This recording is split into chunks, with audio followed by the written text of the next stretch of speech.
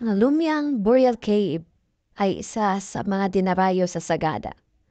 Ang Lumyang ay sinasabing mahigit 500 taon nang nakalipas na ginagamit bilang burial ng mga ancient na mga ninuno dito sa Sagada. At dito nga ay kasama namin si Kuya Mario, ang aming guide sa paglalakbay dito sa Lumian.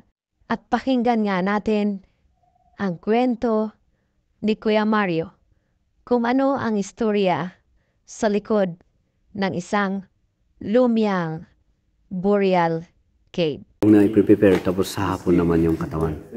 So ibig sabihin, second night ng midnight pinaupo na. In order for his kasi mahirap siyang ibaluktot pag tumagal. Oo, pag matigas na, mahirap na yon. So yung ginagawa, dalawang gabing pinakatulog tapos pinapaupo na para habang malambot and then, pa. early in the morning, the third day, you prepared to go to the coffins. So ibubuhatin nila yung kabaong. Depende sa pamilya kung saan siya gustong ilagay.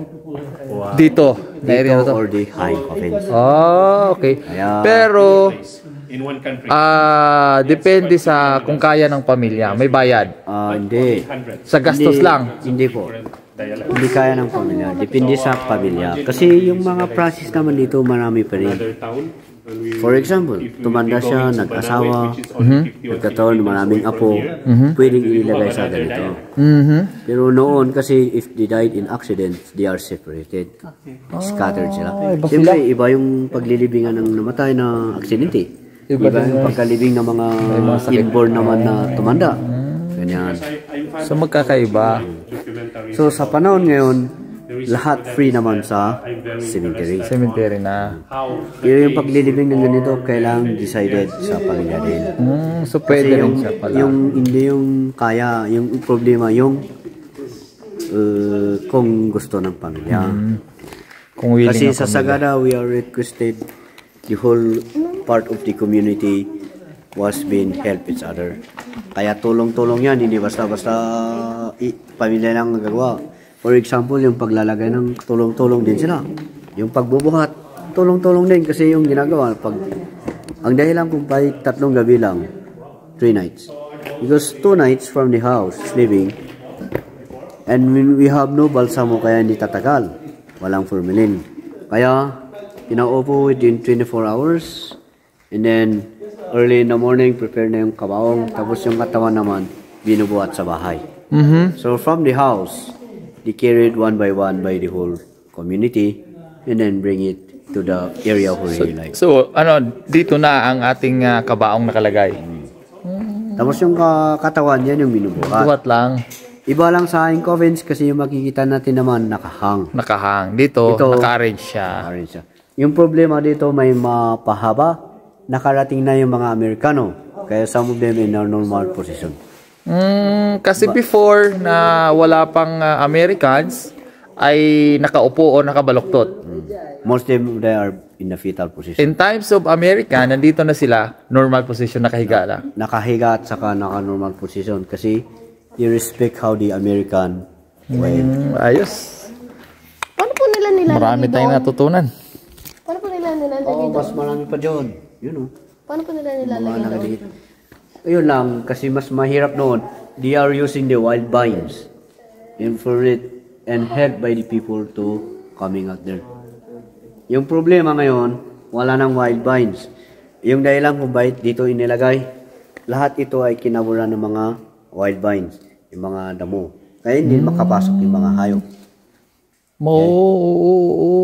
Pero ngayon, dinaanan ng mga tao, hindi nagubat. Kasi may mga tao na dumadaan. Okay. Pero ito yung kuweba na malawak. Talagang aabutan ka ng more than 24 hours ma-discover lahat yung loob. Kasi we do have one entrance, one exit but different entrance. Okay. Basta ang exit mo is yung Sumaging Cave. But we have different entrance. Okay, so one of the entrances is here. This one. So another one is bahala Sumaging Cave. Yan yung normal cave. Pero yung Crystal Cave, sa kabila, lalabas din sa Sumaying Cave. So parang, Victoria Cave. okay, in short story, isang cave lang to, iba-ibang pangalan lang yung entrance niya.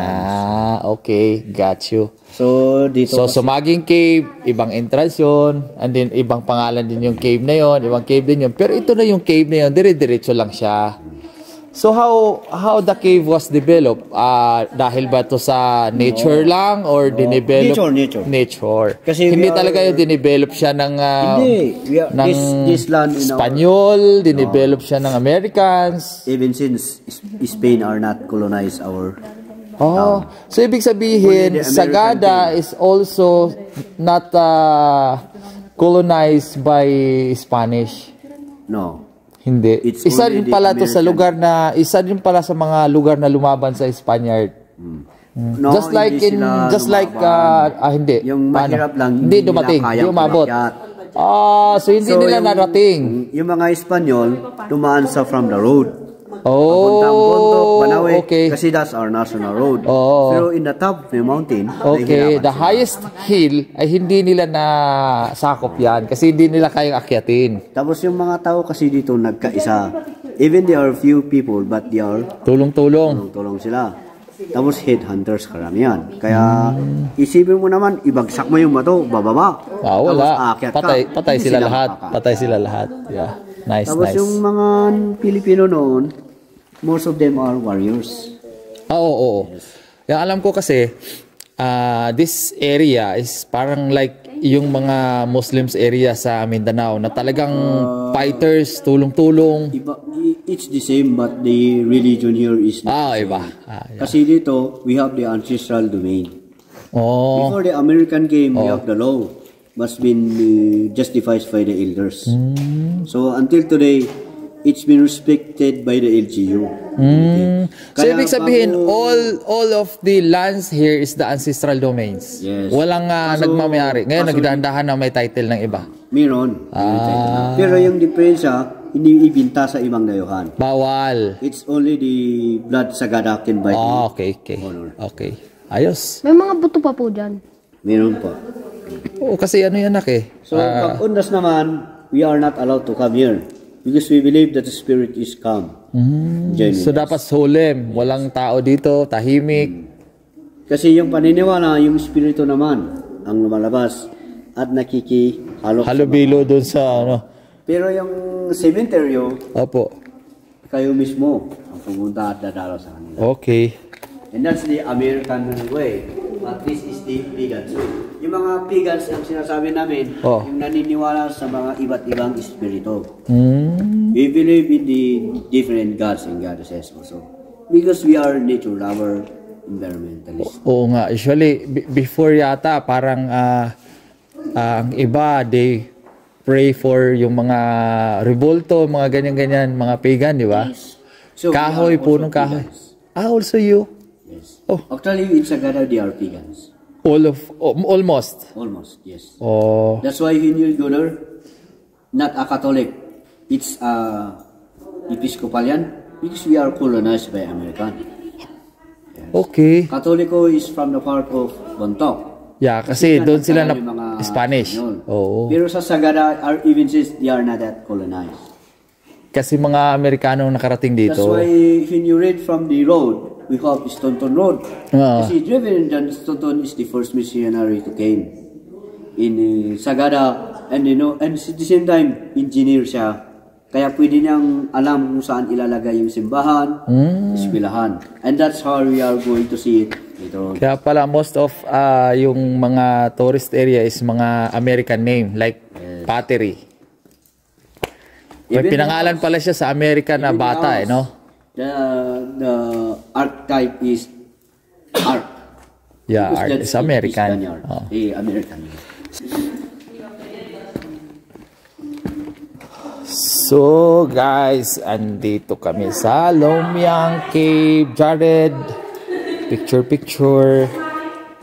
So, nandyan yung yung mga yung katabi mo, coffins. There, coffins. Coffins. Coffins.